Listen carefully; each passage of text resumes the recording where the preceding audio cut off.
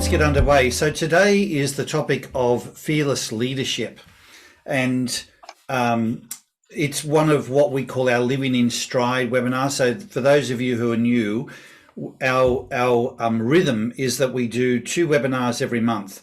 We pick a topic for the month, a theme for the month, and then in this particular webinar, which we call our Living in Stride webinar, we broach that topic. We talk about a general introduction of that topic. Sometimes I do it on my own. Sometimes I have a client or somebody that's really connected, like a voice on that topic, dial in and share their story. Sometimes we do what we call a game changer interview. Like last month, I had Frank Katsudis, who was the CHRO of Cisco, or the chief People Policy and Purpose Officer of Cisco Systems, join us to talk about, the whole new dimension, the future of leadership.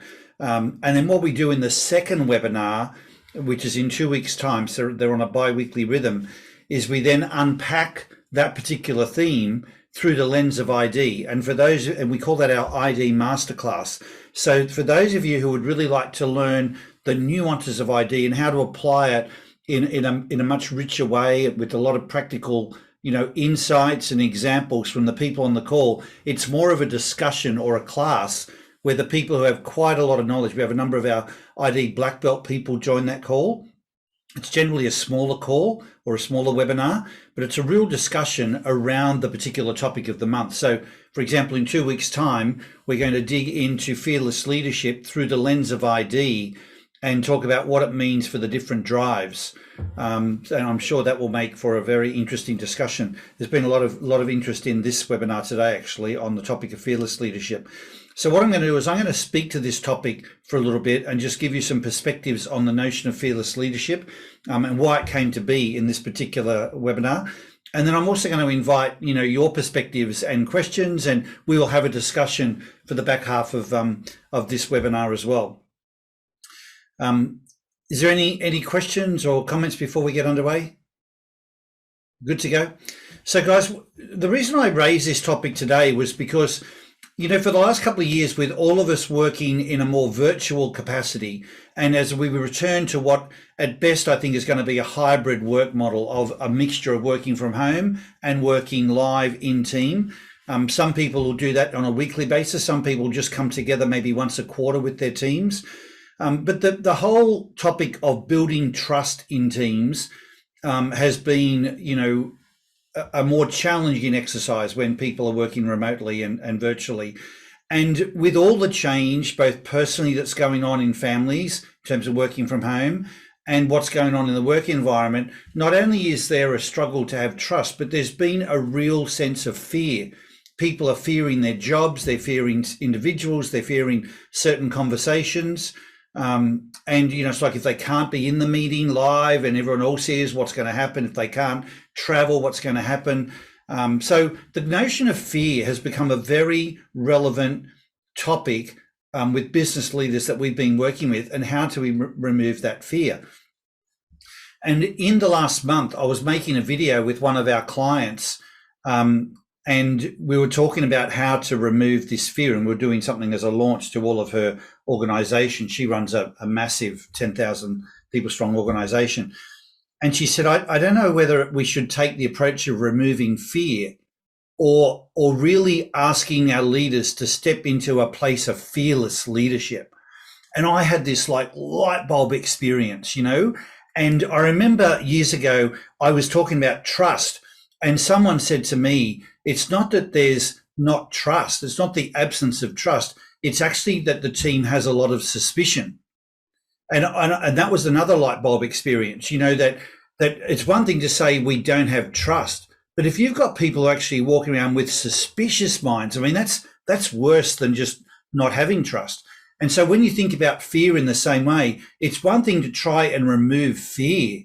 But if instead of that, we actually showed up from a place of being fearless, and that's not something we need to try and work at changing. That's often just a mindset shift. And it was so empowering. We talked about that with this person's team. Removing fear was almost like a body of work that had to be done. But stepping into a place of fearless leadership was something that was exciting and empowering and liberating, but it was also challenging because that's not where they were in that particular moment of time. And I thought, boy, in light of where the world is at, and with the work that we do with these webinars, which is helping people be at their best and navigate from a place of strength and authenticity, no matter what challenges you're facing, the topic of leading from a place of fearlessness and showing up to your teams from this position of fearless leadership, I think was a really good topic to address. In the same way, I remember doing some personal development a couple of years ago, and the person said, when I was looking at a discussion, they said, "Where are you coming from with that conversation? Are you coming from a place of fear and anxiety, or love and courage?" And it really, when you actually just consciously shift from one mindset to the other, it's instantaneously liberating, and it just not only changes the way you deal with it, but on the basis that we are our vibration. So if we're vibrating fear, we're going to radiate that fear out to others, and then they, of course, react with the same energy that we're projecting. If we're vibrating love and courage, they're more likely to react with love and courage. If we're vibrating trust, they're more likely to vibrate back with trust than suspicion. And so in the same way, if we vibrate with fearlessness, people are likely to react in a much more constructive way back to us with something equally constructive. So with all of that, it makes sense. When I read up on this topic of fearless leadership, I even saw that certain arguments about it actually makes sense to lead from fear. Like, is it more effective to lead from a place of fear than from a place of courage? And strangely, there's actually a strong argument about leading from a place of fear. So if you're, someone that believes in authority and more of a dictatorial mindset, or some people say in a crisis, we've got to lead from a place of command and control, then maybe you buy into the concept of leading from fear. But when you dig deeper and you study things like, particularly, I know this is fairly big in California, so Radhika, you might have heard of this sort of modeling too, where people talk about, are you a multiplier or a diminisher? And if you think about leaders that you might have worked for or people you've worked with, depending on whether they're coming from a place of fear in the way they lead or from a place of, empowerment, and whether that be love and courage or whether you would think of it as fearlessness, is the effect on you one of multiplier or diminisher? And all the research shows really clearly that a person who is more of a multiplier leader has a much bigger impact than someone who comes from a place of fear that is much more of a diminisher leader. So I would encourage everyone, given that your interest in being on this call is about being the best version of yourself, that doesn't make you immune from fear. But with more self-knowledge and self-awareness, and maybe some things we'll cover today, we can very consciously step into a place of fearlessness. As people say, courage isn't the absence of fear. It's knowing that there's things that you could be afraid of, but you find something deeper within yourself to rise above the fear. Fearlessness is a rising above rather than a removing of, So with that in mind and the self-awareness, let's just explore why this fear exists in the first place. I find it really interesting. Some people have said to me, is it linked to ID? Like, if you've got a certain ID, are you more vulnerable to fear than other IDs? And I know a lot of people often say that with regard to the improvised drive. Well, improvisers will be more fearless because they don't see it as a risk. They see it as something exciting, whereas an avoid improviser might see it as risk. And yet that's not actually my experience with the ID. I don't find that it correlates quite so easily like that. There are plenty of improvisers that can run 100 miles an hour from something they see as a risk or a fear. And often the people that are more fearless can be people who are avoid improvise. So it's not about the ID per se. It's more about what you do with that self-knowledge that you have. And we will unpack that more specifically, not just for the improvised drive, but for each of the other drives when we get into the masterclass in a couple of weeks' time. I thought it was interesting to explore why that fear exists. So if it's not linked to ID, it's not so much where does it come from, but what shape does it take? And what I have found, and I'd say both from my research and my experience, is that there's fear around what other people think about you. So let's call that embarrassment, your perception about how other people might react to you. There's fear around judgment, that you might do something wrong and then make mistakes, and judgment is made on you. There can be threats, something you perceive as a threat. There could be a physical threat. But then there's also failure. And the research is that of all of the potential fears that are there, the one that is strongest is the fear of failure. So I'm not going to get into all the research. I'm just going to, say that to you. But the fear, the sense of fear or failure, it invokes a shrinking of the person. So instead of being in stride and at our best, where you're on your game, it invokes that, fight or flight type of chemistry within us. And whenever you're feeling fight or flight, you're coming from a place that's more defensive than someone who feels fully empowered and courageous and confident and able to stand in their space from a place of being really authentically themselves and really in stride. So what I would then say to you is, not only is that fear the strongest link to fear of failure, but it's also at its most prominent time and power in contemplation, not in the actual doing of whatever it is you're fearing. So let's just take you doing a speech. Some people fear public speaking, but the very same people that fear public speaking, once they start speaking, the fear disappears. So people tend to get more engrossed in the doing, and then actually can get to a place where they say, you know what, I was actually enjoying myself. All of the fear that people have tends to be in contemplation. So with this notion of being a fearless leader, let's look at what you might need to do to get to that place. And I can see some questions coming up in the chat. We'll address them when we get into the Q&A. So first of all, I'd say to you, self-awareness is huge for fearless leadership. The more, and when I think about the people I see leading from a place that, is not just effective, but their followership is really strong and consistently strong, there is no question that there's a correlation between self-awareness, not ID, but self-awareness, acute self-awareness, and fearless leadership. So, always keep learning about yourself if you want to step into that place of fearless leadership. The second is that there are strategies that people have in order to rise above. It's not just that the self-awareness itself seems to be enough. They also have strategies that they draw on. And there's a number of different angles that you might use. And in the time we have today, I'd be really interested for those of you who have experienced that sense of rising above the fear, like feel the fear and do it anyway. What are some things that you might have done to do that and add that into the mix for the benefit of the group?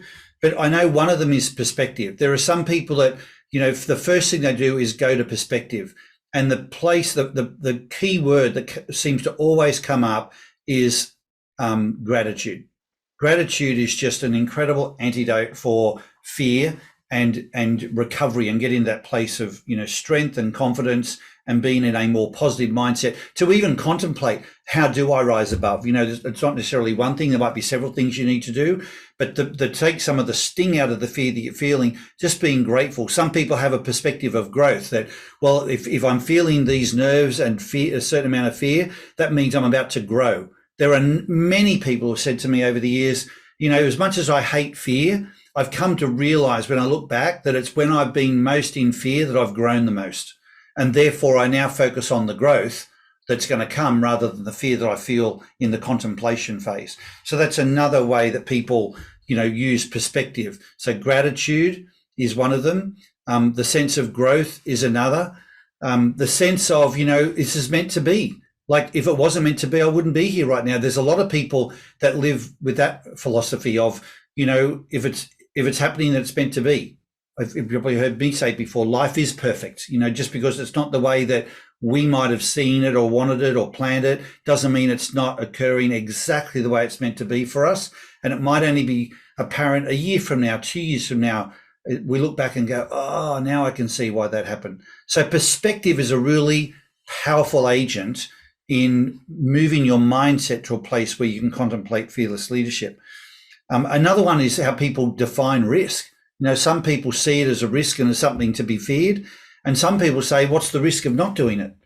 So they manage their mind, is what I'm saying. To rise above, it's not just something that you build as a mental muscle and you don't ever have to fear again and get to this place. I actually spoke to a bunch of people in preparation for this call around fearless leadership, and all of them that to me come across as somewhat fearless, they were like, "Oh no, I still feel the fear. Like fear is still real." But I've had now the benefit of some history. So I've got confidence that I can do it. I have perspective and I have little tools that I draw on to very quickly shift my mindset to that place of, fearlessness.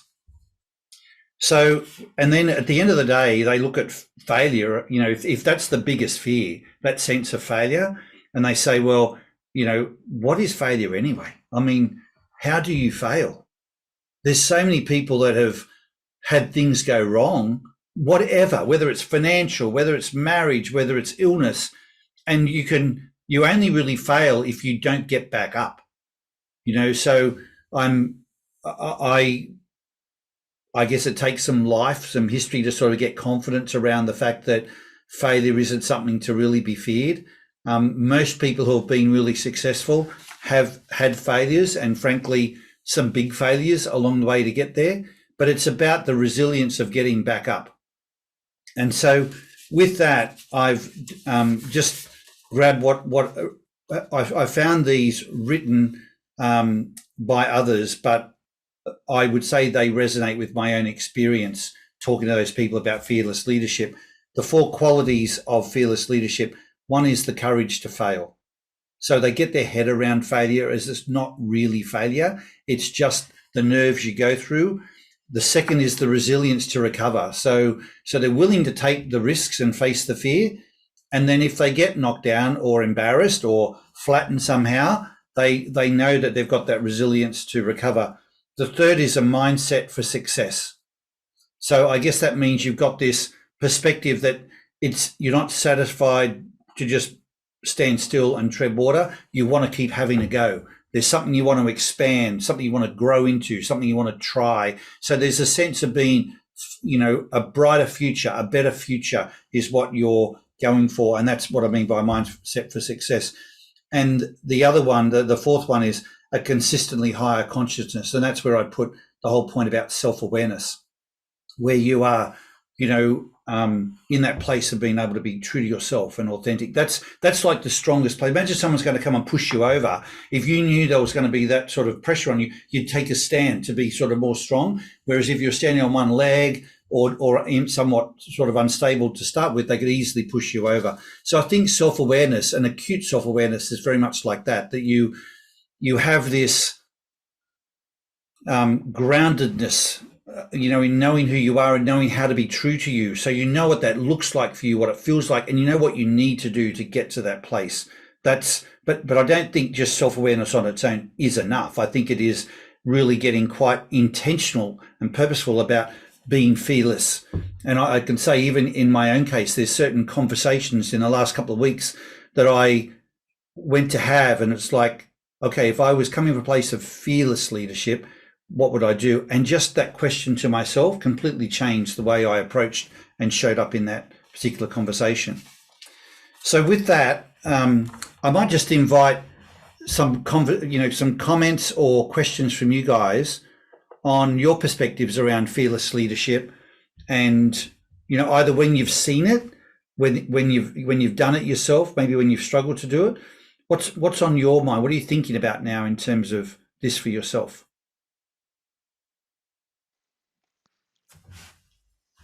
Okay, so the first comment is always difficult to get it out there. So, Paul, I will kind of uh, maybe not answering your question directly, but I'll just comment a few things.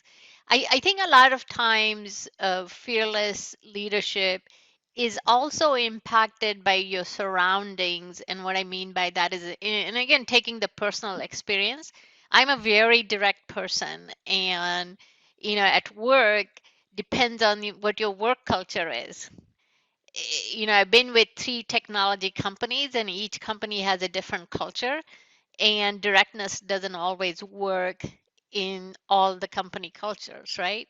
And so what happened, the comment I wanted to make is that your fearless leadership style or whatever it may be impacted because what the culture around you is. Does that make sense? Yes, yes. So that impacts in terms of maybe exacerbates the fear, like turning the volume up, and Right. then how you react to that is still your choice, right? Correct. Yeah. How you react to that is definitely your choice, um, and that can sometimes get you in hot water. That's my personal experience. Yeah. But yeah. Yeah, and I think that's there are people who say, "Well, I can't afford to do that." I mean, whether it's my job or you know the impact it'll have on my family, there comes a certain barrier where they go, I'm not sure I can go beyond that in terms of being fearless. So it takes a yeah. I mean, it's I'm not sure. I'm interested to hear the conversation today about what do you do when you get to that limit? How do you still be fearless, and break through that? Even if you're in stride, there can be these barriers. And if you do break through it and you go, you know what, that like that you see on coffee mugs where it says, act as if, sing as if no one was listening, dance as if no one was watching, that type of mantra. What would you do if there was no risk, if you were fully liberated to just speak your truth? Would it really backfire on you, or would it surprise you and actually create a breakthrough? And I think that is really the key point, because we can, whatever we are playing within the safety zone, even if there's some risk, if it's a risk we feel we can manage, I'm not sure that that's truly fearless. But if you get to that point where you go, oh my God, I'm really putting it all on the line here. I'm really trusting the universe that I will be okay if I speak my truth and step into that place of fearlessness. What comes then? And I'm going to put it out there and say to you that it will never backfire on you. If you do that and you come from a place of authenticity and speak your truth, and you do it from a place of love and courage and fearlessness, it won't actually backfire you. The fear is that it will, but my experience, both personally and in talking to others, is that it doesn't. And that doesn't mean you won't lose your job or you won't lose a relationship. But had you lost it anyway, who were you being anyway? And I think so many people, when they go through that next phase and look back, they go, you know what? I should have done it years ago. I should have spoken up. I should have been me and been my voice. So I'm curious whether others have had that type of experience where they truly have faced their fear, and it didn't have the negative consequences that they were anticipating. Doesn't mean there wasn't a change that occurred from it, but was it really that you were regretful from it, or was it like a liberating experience that empowered you to go forward in an expanded way?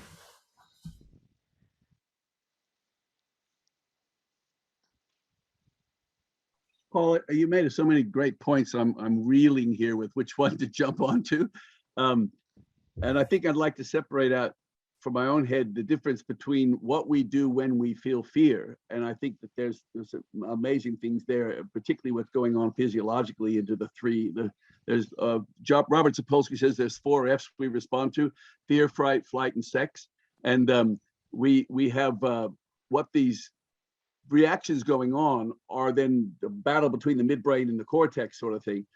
And I think that how I deal with what I am fearing is different from what act I might take in the consequence of that, like how I go ahead and do it anyway. Sometimes fear immobilizes people. So the fact that there aren't any choices, their attention is so much on the pain, the fear, the scare, they don't even look around outside them to see what options might be available.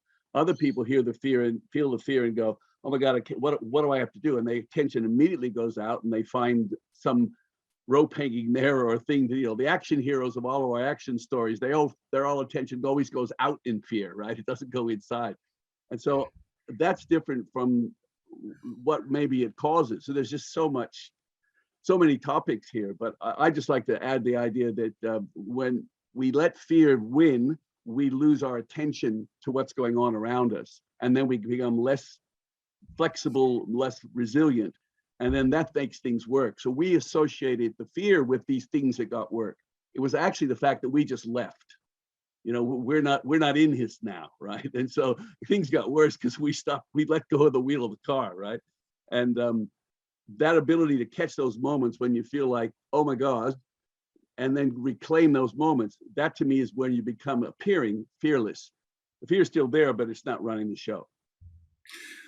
Well, again, great points, Greg. One of the things you commented on was this point about being frozen in fear. And I think that sort of speaks to what we're about today, that if one of the qualities of fearlessness is a consistently higher consciousness, that means that in those moments where most people, maybe who don't have the level of, I say self-awareness, but consciousness that we're able to have through what we do and learning through experiences like today. But in that same period where person A might get frozen, person B can go, okay, I know what's happening here. This is fear. And I have a little mechanism that I use to unfreeze myself, and go forward in a different way. But I think that really just validates that point, Greg, that it requires a level of consciousness and the self-awareness that maybe someone else who does get frozen, maybe that's what's missing for them.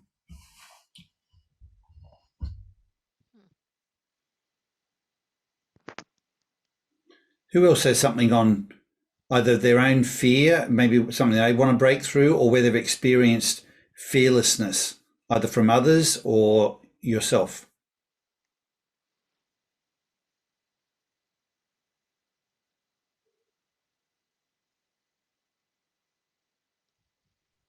Hi, Paul. It's Andrea. Hey, Andrea. I'm wondering, is it fearlessness or is it what else can you do? Is it, this thing you mentioned, is it, was this meant to be or whatever? I'm recalling a situation where just in sort of just a desperately difficult, challenging time. And somebody was saying, well, this is where you're supposed to be. I'm like, well, why? What for? Just kind of assessing not only the why, but you don't have time to sit there too much because you have to do something. Yeah. You have to react. You have to take action. You have to do it. And you're not sure which way to go necessarily, but something must be done. So is that being fearless, or is that just being practical in the moment of you have to take some action here to get something moving? Well, I guess the fear is the emotion, right? So you can still have the emotion and feel the fear. And maybe you're right. Maybe the word fearlessness is not the right, because it's not that you get rid of the emotion. The people that exhibit fearless leadership still feel a certain trepidation. There's an anxiety, and there's an emotion in their bones that as they approach whatever, but they've got a way of rising above that. And I think there's times when they can quickly convert that emotion from something that could have been diminishing and somewhat sort of stifling of them to something that's more liberating and empowering, where they say, well, I can see growth is going to come from this, so let's go, and they get more excited about that. But there is emotion that's still there, whether the emotion is one that's got fear in it and you act anyway, or whether it's a way of converting it into something more positive. It's still deeply emotional, I would suggest. Mm-hmm. Mm-hmm. But it is that thing of not getting stuck, and sort of to your point, Andrea, well, what's next? What do I do with this? You need to keep taking action. I've just found, I just said this on an earlier workshop today, that someone's asked me a similar sort of question, but what do you do when there's not the trust and safety and, there's still all the fear? And I'm like, I've always found that vulnerability and authenticity, like being truly true to yourself and speaking your truth and doing it from a place of genuine vulnerability, has always works. It doesn't mean it feels like it's going to work before you do it, but when you do it, it always works. It's like I put it into the same sort of context as when someone says, oh, I trust my gut. And we know that, that's a strong instinct for example, avoid verify people, right? And they'll say, I found that when I trust my gut, it typically works. I'm like, do you mean it typically works or it always works? because there's a big difference in the confidence that gives you. If you've got something that always stands true to you, no matter what, you can rely on that thing really, like strongly. Whereas if you go, well, it's right 70% of the time, or a lot, or mostly, that sends a different message to your brain. And I've found that when I ask people who have this really strong gut feel about when they've truly trusted their gut, have the decisions worked out, they've said, you know what, they actually have. It's just that it sounds a bit sort of egotistical or a bit too absolute to talk in those terms, to say, well, that always works for me. And when they've made decisions that haven't worked, they say, well, then I didn't trust my gut. And they go, actually, you know what, it's because I did have a gut feel, and I didn't stay true to it. If I'd have trusted my gut, it would have worked. So I think it's the same with fear. If you can build up this perspective on yourself, that when you faced your fears from a place of authenticity and vulnerability, and used your little perspective management tools to deal with it, has it worked for you? And I can't find examples where it hasn't. And to be able to call on that, it would be liberating for people. Yeah, I was listening to a program recently, and basically they explain what is the gut feeling. And gut feeling is something you build. It's not you born with, and you build it based on your experiences. So what you say is very true. It's the experiences that make you sort of, that's the gut feeling, that's the gut sense. Yeah, well, we would say, Radhika, that there is a situation for people that have got a certain natural, certain ID. It is very very much part of their makeup. In fact, it's so strong within them that when they go against that voice, and it's like a visceral feeling inside them, that it's not only that the decision isn't right, that the feeling inside them, it's like a sickening feeling, and one that completely diminishes them. So but learning to understand that voice, and then having the courage to trust it when other people might be ridiculing you about it, for example. And I'm just thinking of a simple example, like buying something expensive or making a big decision because it felt right in your gut, but you haven't given it much time, or gone and got 3 other quotes, or whatever you've done to check it out, as so many verifiers would suggest is a better way to do it. It takes a lot of confidence and just time to build the self-awareness to go against that. So it is with managing fear, is building up this absolute level of confidence that there is a way to go to work with it that works for you, rather than it gets it right 80% of the time. Dilip, were you going to say something before? Looks like you're frozen.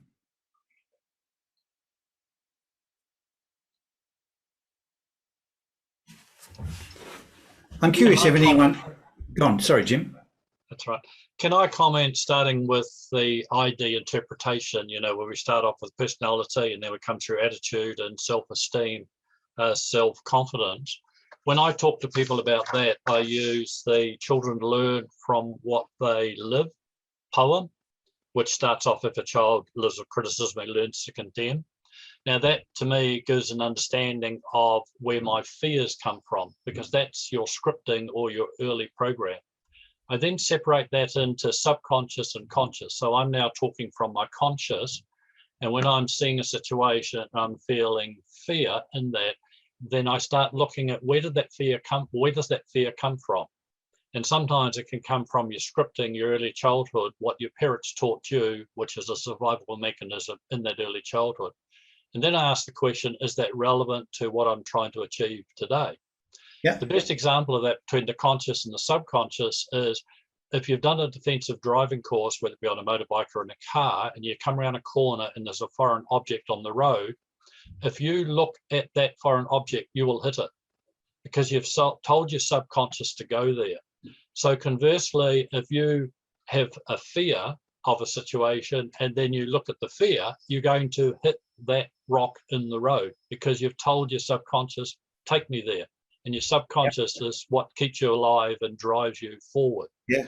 The other one is I spent quite a bit of time with Tricia Fripp, a professional speaker. And I said to her one day, when do I lose my fear of speaking? And she said, when you're washed up, when you had it. And I said, what do you mean? And she said, fear is nature's way of making sure you understand the complexity of the responsibility of what you're about to do. So the last one to close it on is the Tibetan Book of Death, where they talk about the 4 badas. The first one is birth, the second one is life, the third one is your death. Now, if you live a life true to yourself, your death will be pleasant. If you live a life of a lie and not true to yourself and have not faced your fears and gone and done what you should have done, your death will be painful. And I look at my father, who had a much more talent in the written area than I did, but he was fearful of actually rolling that out. So when it came to his death, he was an embittered, sad old man because he didn't face the fear and do it anyway. Yeah, interesting, Jim. Interesting. I mean, living our best life doesn't mean that we strike gold and we have this nirvana life path that, nothing goes wrong. The people that generally live their best life, they encounter as much trepidation as anyone else. It's how they deal with it. And as I listen to what you've said and others as well, it seems that a common pattern is everyone has a level of consciousness about how they deal with the fear as opposed to being frozen by the fear. Exactly. whatever those tools are.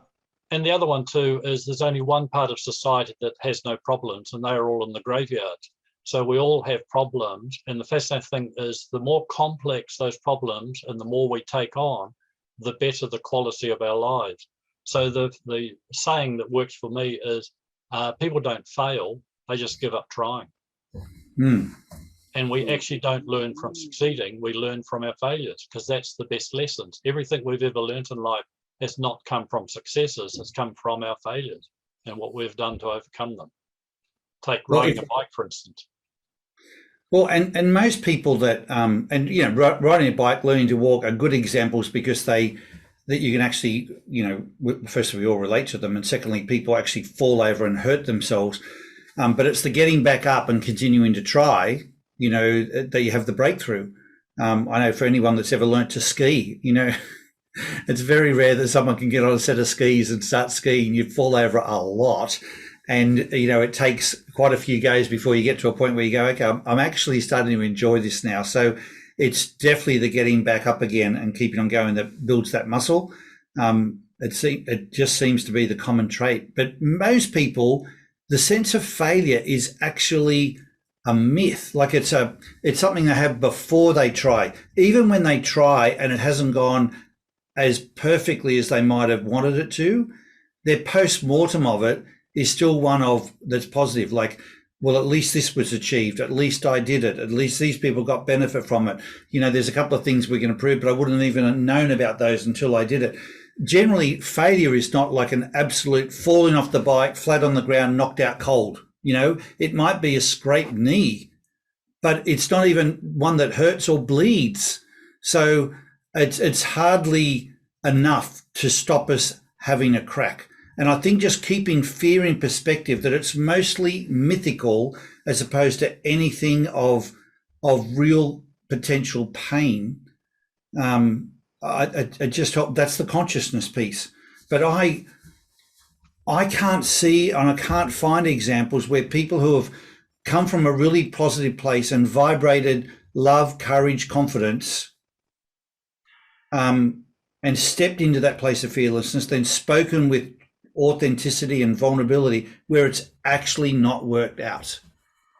Like I'm thinking of someone who says, and Radhika and I spoke about this a week ago, depending on the work environment you're in, you think, well, I can't say that because my boss will fire me, or I won't get that promotion, or there'll be some significant consequence.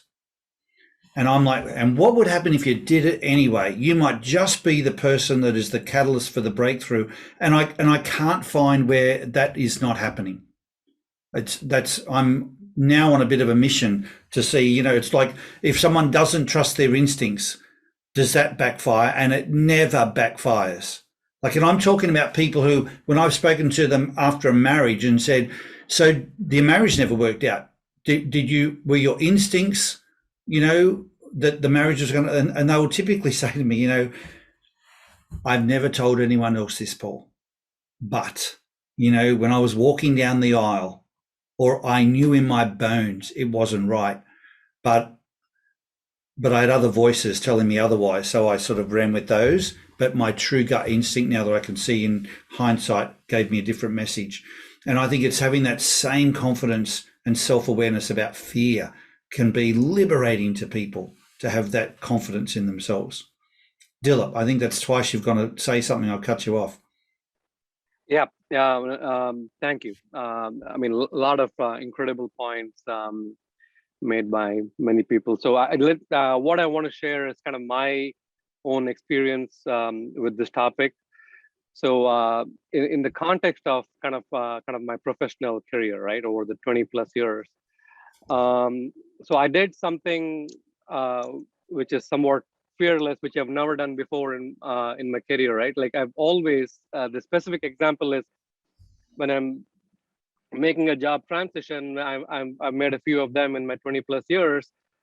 I get the next job before I leave the previous one, right? Which is what most people do. That's what I've done too. Yeah.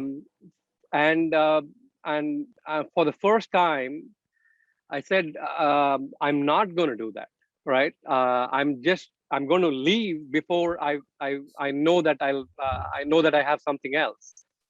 And it was very tough, right? It was very tough to get to that stage where I actually did it, right? And it was a fearful experience going through the process. And because there were fears like, hey, maybe I'll be for months or maybe years, right? Worst case, unemployed, which is not going to work out so well at home. So I just found the courage somehow to take the leap of faith. And amazingly enough, as you just have said, another opportunity came up like within a few weeks later, let alone months, right? And that opportunity is where right now, I'm thoroughly enjoying it. I'm so glad that I took that leap of faith, as they would say, because if I hadn't taken that step into the unknown, I probably wouldn't have gotten this thing that I'm enjoying so much, right? Because so I think when you take these steps into the unknown, it opens new possibilities that you didn't even know existed, right? So that's and now that I've done this once, I can really put it into perspective, as you said, based on this experience, my own experience, and apply it to other situations, right? Different situations of fear. So because I have this perspective. Thank you for sharing that story. You raised something that I think is really, really important: the leap of faith. You know, when I talked, I forgot to mention this before, but you reminded me because it came up a lot in my conversations. The people who have this higher consciousness and can come from a place of fearless leadership, it's not that the strategies they use remove all that emotion and trepidation that we were talking about before. There's still a leap of faith. But if you think about what a leap of faith means, it's like going off a cliff. It means that you're going to take a leap. So there's going to be a letting go of the past or letting go of something, and you don't have a foot in both camps anymore. There's not a safety net. It really is a leap of faith. But when you've got the self-awareness, some history, like you've now got at least one example to draw on and go, not only did it work last time, but look at how good I felt, you know, and look at what it opened up. And you start to build a little library of those sorts of proof points. What you'll find is the leap goes from being a phenomenal leap, you know, to maybe something that's a big step, you know. It doesn't have as much trepidation about it because you've got some history to draw from that says this is a way that works. And what it does is it turns life more into an adventure, because previously when you used to get the job first, the new job before you resigned from the old one, you had it all planned and predicted and you controlled it. But when you said, you know what, I'm going to make the call, this is what I'm going to do, you actually opened yourself up to more possibilities. And that creates more adventure. One of the things I found for fear myself, and this is from a personal retreat I did probably 20 years ago, we had to go out And this sounds so small to share this with you now, but at the time it was really quite frightening. We're on a weekend retreat and we had to go and ask people these, basically collect money for a reason from strangers, and we have to go into shops and petrol stations and just sort of tell our story. And we're trying to sort of, put this exercise together over a couple of hours. And I was really fearful of going out and approaching all these different people, just like almost cold calling. And then we went and did it. And when we all came back and debriefed, the common thing was there were two common themes. One was there was a moment where we went from if we're going to do it to we're going to do it. And I call that making the commitment. Like when it was no longer about, questioning, but like we're doing it. We're doing it. In that moment of making the commitment, of removing the option to not do it, two things happen. And everyone commented on this. One, the fear evaporated because all of that, Greg said it before, all your energy is focused inward. And when you are still contemplating, am I going to do it? Am I not going to do it? Can I get out of it? It's all inward focused. The minute you go, screw it, let's do it. And it's truly a commitment. You've leapt off the cliff now. You've taken that leap of faith. Your mind is focused on where am I going to land? How am I going to do it? And it's in a planful, more constructive mode. The second thing that was an absolute, everyone commented on this, was the universe opens up to serve you.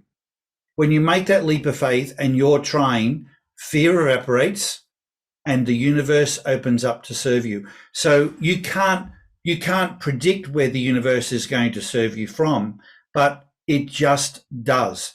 And everyone commented. And if I say that's 20 years ago, ever since then, I've used and watched for that law to plays out all the time. When you're vibrating goodness, it does come back. So I share that in case it helps some of you who may not have experienced that yet to do so, or if you have and maybe didn't realize why, you probably find a lot of validity in those 2 points because they've showed up not just for me, but for anyone I've had that conversation with. Oh, can I just pick up on the universe there to serve you? I'd like to suggest the universe was always there to serve you. It was already there. We just had to go and put our attention on what was going on out there. There you go. It's like that old story about the person that's very, very religious and doesn't want to the flood. The cops come together. Now the Lord will protect me, and then they send a boat. Yeah. And the Lord will take him in a helicopter. And then when he dies, he said, "Lord, you abandoned me." He goes, "Dude, I sent you a cop, a boat, and a helicopter." Just pay attention. Yeah. I think in the universe, we have this cosmic idea that the universe aligns. The universe is waiting for us in a fashion, if you want to use that. And right. The answer is always right there. And it relates to that. The fear feeling is real, but what we're feeling, that's usually made up. That's we don't know what that is. The more we can get some facts, and the universe is going, oh, finally. Yeah. They're listening again. Yeah. No, thanks, Greg. I think that's exactly right. We've got to get out of our own way. Is there anyone who's facing something right now, like, Julep, your example before where it's like, do I or don't I? And you said you made the decision. Is there anyone else facing something similar and they're still contemplating which way they go? Steve's got his hand up, Paul. Who's that, sorry? Steve. Oh, hey, Steve. How are you? Yeah, hey, very good. Thanks, Paul. Look, great conversation. Just a thought on that, and sorry, not in regards to the question just asked. I was just going to put my hand down, but just in regards to being from a leadership point of view and perspective, when we talk about making that leap of faith, or even the fact that our gut feel is 100%, we've got to go that way. Being part of a team or even a relationship, if you've got conflicting gut feels or conflicting directions, what are the thoughts on that in terms of bringing them and aligning, making them aligned, or bringing them together, or just deciding it's not the right thing? What are the thoughts from yourself and the group on that? So do you mean in yourself you've got conflicting gut feels, or that people in the group have got respective, like 2 or 3 people have got different gut feels, and that's where the conflict is? Yep, definitely B. So, okay. Yeah, where you have conflicting gut feels. So you've led the team well. You've got everybody really willing to speak, or even, as I say, a relationship or a partnership. Yeah. But you find that conflict. Well, I'm sure there are a variety of views, Steve. I'll share mine first, maybe to kick it off. I would say go higher. So people talk about, at 30,000 feet, we were agreed. It's when we got down into the details that there was a problem. So I found, well, if you go to the highest level where you have commonality of purpose or values. So in a family, you might have a conflict over whether, you allow your children to do something, and there's this conflict.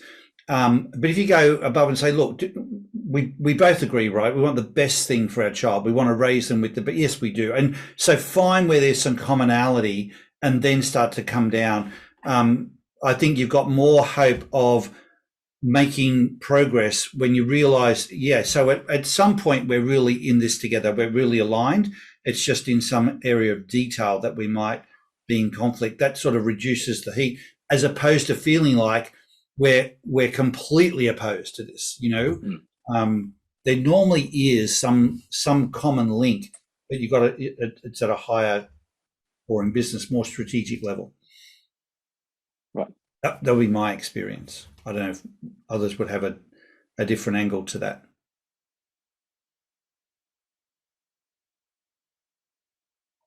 Well, for me, I think that is a great approach. I mean, taking up higher and finding where the commonalities are, rather than getting down into and getting the battle armaments on and going against it. We're in the nitty gritty. So, but it is interesting to see when you look, and then when you expand that and you have more in the team, or that issue raising up higher and higher does seem to make a good approach. And the other thing that occurred to me as you were just responding was, I think people use the term gut feel a bit too loosely, because I think it's very easy for somebody to say, well, I have a gut feel, but what that means is I have an opinion, and when we, in our world of, being very self-aware, and this from your ID, Steve, you probably have all the people on the call here. I mean, for those who don't know, Steve is a 2 in Verify. So when it comes to having a really strong gut instinct on things, his is it. And, the people that have that type of an ID, where they really do have that visceral feeling inside them and say, that's my gut instinct on it, that to me is different to someone like myself who has a strong verifier. I would say, well, I have an opinion on it. I've researched it and have a view, but I don't have something resonating in my gut that there's that internal compass. So I think it's really helpful when in a team, if you happen to know, either because of knowing their IDs or just knowing the people over time, who are the people I really should be paying attention to with that gut instinct. There are some people, if I heard using that language, I probably wouldn't take it as seriously, or as literally as someone else who was a strong avoid verify. That's great. Do anyone have other views on maybe how to address what Steve talked about? I can share how I use my ID knowledge. Often I end up in the lion's den. That's part of my choice of the sort of business I'm in.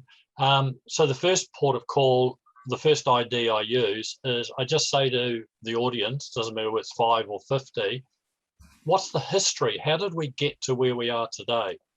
And obviously the verifiers tend to be very good at quoting that information. So out it all comes. And then I say to them, okay, that's where we have been in the past to get to where we are today. Where do we need to be in the future to survive? What's the future need to look like? And of course, that's where the improvisers will start talking and sharing their opinion. Now, of course, we've covered 2 of the drives. Then I say, okay, that's fine for these people out in the future and recognize where we are in the past. Where are we today? What are our constraints? And that's, of course, when we get the authenticator talking about why it won't work and everything else. And now we've engaged 3 of the drives. And I don't have to know in the audience what the drives are because they're going to behave that way. Right. And then the 4th one, I say, okay, I now reiterate overview of the past, the future, where we are today, and who can show us a way forward in terms of the process. Brilliant. And they say I'm clever. Well, no, I just use a very simple process. Past, present, reality today, and how do we bring it together as a process? I love that, Jim. I love that. I think it's a really simple, straightforward approach that engages everyone in the process as well. Yeah, great example. Thank you. Actually, I'd love to pursue that at some point, maybe another call, Paul, where we actually look at with our different drives, what is our fear? And then whatever the fear may be, how do our drives react to it? Because with my 8-2, I'm constantly going, I recoil for something, and I go, no, but I go straight to, well, what can I do now? Like, right. What control do I have? What have I got force over it? And with my wife, she's got to regroup. She's got with her 8-3 at the end. And so I reckon it'd be an interesting exercise to see if we can share with each other how we use our drives to first recognize what we're afraid of, and then B, react to it. Well, that's called the ID Masterclass in 2 weeks' time, where that's exactly what we're going to do. Look. That's right. I know, you're just the best.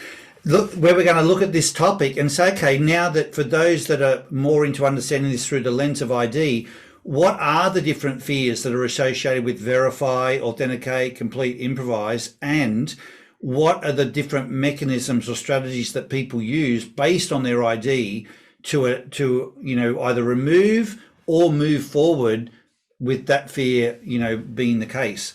I think that'd be really powerful, and it'd be really interesting to see where, there are people that you might either know the person, think, I didn't think that person would have had fear about that, or that drive wouldn't be sort of paralyzed with fear, and to learn the different types of fears relative to the different drives. So as an example, I had someone in a meeting yesterday talk about like they didn't say the fear of death, but it was like that. They said, of not being prepared.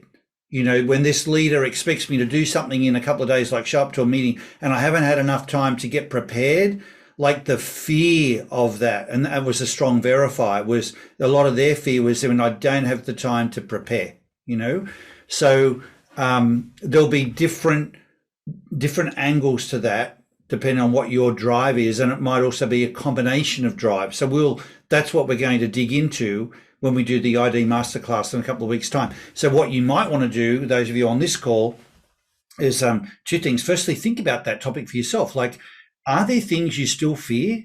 Are there things that are important in your life, whether it's on your personal life or your business life, that are still holding you back? So take, for example, it was around self-promotion, if it was around public speaking, if it was around decision-making on the business side. On the personal side, it might be certain conversations that you want to have with people. And it's like, I just don't want to take that risk. I might be hurting someone else, or it might break our relationship. There might be financial consequences. But if there are things like that and you'd like to talk them through and get the help of the group, please bring them along to the ID Masterclass. And the second thing to do is, if you know someone who to you is, a little frozen in fear, and maybe they could benefit from learning more about themselves and how to address that, invite them along. It could be one of the most liberating things you line up for them. So that's the purpose and the context of our next masterclass in 2 weeks' time. All right, guys, that being said, we're right on time. So thank you for making time to come and join us today. Please apply what we've been talking about for the last hour and bring any of those experiences back. If you actually have some breakthroughs yourself in the next couple of weeks, that could be really powerful to share that with the team and, with the participants on the call, and help them maybe have the same type of liberating experience as you do as well. So thanks a lot for being here, and look forward to seeing you in a couple of weeks' time. Have a great day, everybody.